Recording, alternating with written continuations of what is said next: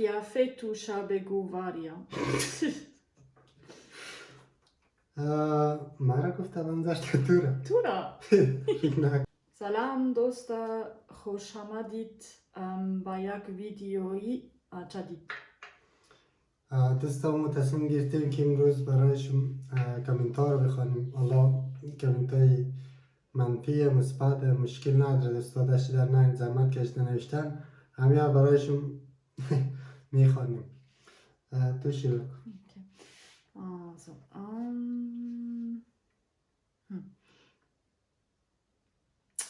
قیافه تو بگو واریا. مرا گفته بنظر تو را تو را. فکر نکن. خیلی یک دوست عزیز ما نوشته که ای دیگه گندگی.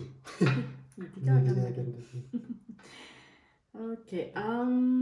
شما دیگه از کجا شدید؟ تشکر دوستا هستی. ما هم اینجا بودیم. آره ما اینجا بودیم. یک دوست عزیز ما نوشته دختر افغانی کم بود که تو خارجی گرفتی؟ دیلش بایسکیلش. دیلش بایسکیلش. دیگه همون دیگه. بخونید کامنت دیگر. سعید اول خودت باید زبانی داری یاد بگیری، بعد دیگران یاد بدی. راست گفتم. تو اول باید داری یاد بگیری. ما یاد دارم دیگه، ما کوشش منون دیگه. تشکر دوست عزیز، ما کوشش منون که زبان اول خوب داری صحبت کنیم. لامصب زبان قل قاطیش داریم 4-5 دانه دیخیش نمیشه کدام صحبت کنیم.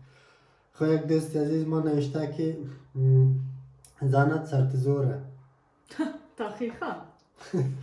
وقتی در اروپا زندگی کنی دیگه امور رقمه دیگه بابا. اوکی. تو افغان هستی ابروی ما را میباری. چرا؟ خارج چی گرفتی؟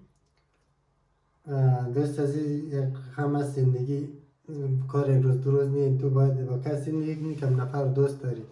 خب مشکل نداره کجایی باشه، چی ملیت قومیت باشه، امروز خوش باشه و امروز زندگی کن.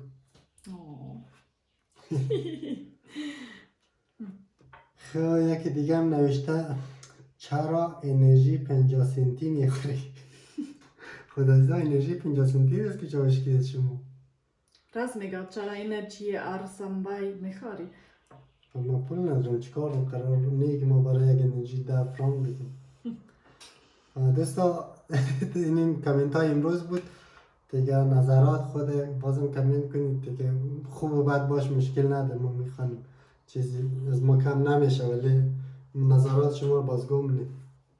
تشکر.